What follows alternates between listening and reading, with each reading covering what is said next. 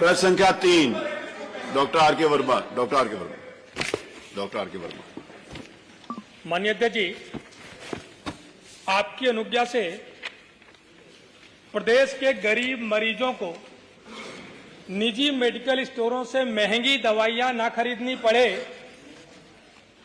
और सरकारी अस्पतालों से निःशुल्क दवाइयां मुहैया कराई जा सके, इस विषय का यह प्रश्न विधानसभा में आया है। और हम सब जानते हैं, हमारे ऋषियों मनीषियों का मानना था कि धर्म अर्थ काम मोक्ष की प्राप्ति बिना अच्छे स्वास्थ्य के नहीं हो सकती। और आज के दौर की बात करें तो आज के दौर में दुनिया का मानना है कि healthy citizens are greatest asset of our country. ये हमारे देश की सबसे बड़ी पूंजी है। लेकिन आज इस बात को कहने में कोई संकोच नहीं है कि Uttar Pradesh medical supply corporation और बड़ी बड़ी फार्मा कंपनियों की मिली भगत की वजह से प्रदेश की स्वास्थ्य व्यवस्था जर्जर हो गई है। माननीय प्रश्न के जवाब में माननीय मंत्री जी ने पहले साफ साफ कहा कि जी नहीं, निजी मेडिकल स्टोरों से दवाइयां खरीदने को गरीब मरीज मजबूर नहीं होता। माननीय, आपने उल्लेख भी किया है कि दिनांक 23/8/2018, दिनांक 22/1/2021, दिनांक 2 जून 2023 को शासनादेश जारी हुआ कि चिकित्सक जेनरिक साल्ट के साथ दवाइयों का प्रिस्क्रिप्शन लिखें।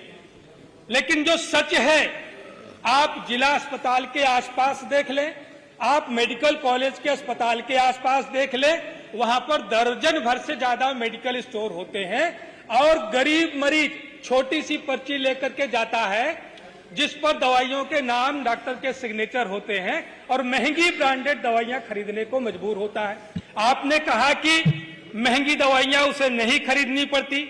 मैं आपसे इसका जवाब जरूर चाहूंगा कि चाहे जिला अस्पताल हो या कोई अन्य उस कैटेगरी का अस्पताल हो, एक छोटा सा एक्सीडेंट अगर हो जाता है तो अगर एक हड्डी टूट गई है, प्लेट से लेकर के बड़े इम्प्लांट तक, मेडिकल सप्लाई कारपोरेशन के द्वारा उसको अस्पतालों में मुहैया नहीं कराया जाता।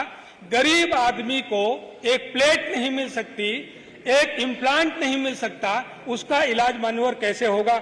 आपने जवाब दिया कि नहीं, ऐसा नहीं है।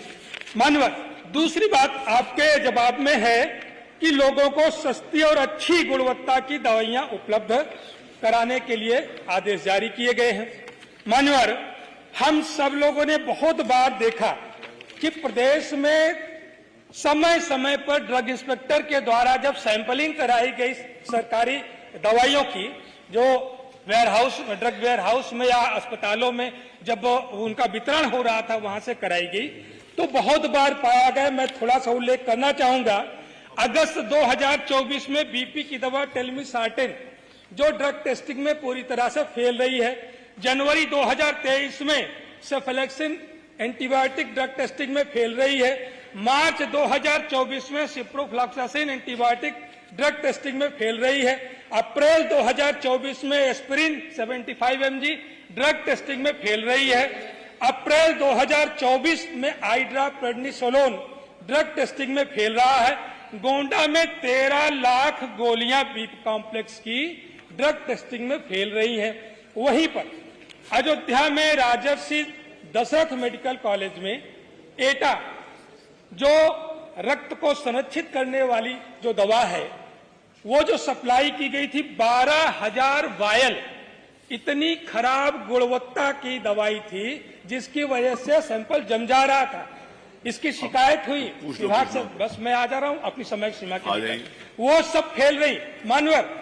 लेकिन जो फार्मा कंपनी ने इसकी आपूर्ति कराई और जो Uttar Pradesh medical supply corporation ने जो इसका टेंडर कराया, उन पर कोई कार्रवाई नहीं होती। आपने कहा कि दवाइयां नहीं लिखी जाती। मानवर, मैं आपसे पहले सवाल का मैं जवाब जानना चाहूंगा कि क्या सरकार ऐसे गरीब मरीजों को, कम से कम जो बीपीएल कार्ड धारक हों, उनके लिए ऑपरेशन से संबंधित जो चीजें हैं, जो मैंने कहा प्लेट है और इम्प्लांट है, इनको बीपीएल कार्ड धारकों को निःशुल्क मुहैया कराने पर विचार करेगी। दूसरा है कि जो हम सब लोग जानते हैं कि छोटी पर्ची वाली समस्या है, क्या सरकार ने ऐसी कोई निगरानी समिति का गठन किया है कि जो अस्पताल में आपूर्ति की गई दवाइयां और बाहर लिखी जाने वाली दवाइयां या उसकी निगरानी के लिए कि कितने मरीज छोटी पर्ची लेकर के धन्यवाद। सीसीटीवी कैमरे लगे होते हैं, उस पर निगरानी करने के लिए पहला प्रश्न का उत्तर दीजिएगा, बाकी प्रश्न 5 मिनट के बाद आए उसका उत्तर नहीं दिलवाऊंगा। मैं नहीं दिलवाऊंगा उत्तर। मैंने आपको बोला मैं उत्तर नहीं दिलवाऊंगा, जब सबके लिए टाइम है नहीं, आई वोंट अलाउ। आपको भाषण से पहले प्रश्न पूछना, जो पहला प्रश्न उन्होंने पूछा मंत्री जी उसका उत्तर दीजिए। 5 मिनट के बाद के किसी प्रश्न का उत्तर मैं नहीं दिलवाऊंगा और ये मैं अगला प्रश्न ले लूंगा, ये भी उत्तर नहीं। जिस समय टाइम फिक्स है तो सबके लिए टाइम फिक्स है। Thank you. माननीय अध्यक्ष जी, माननीय सदस्य ने जो चिंता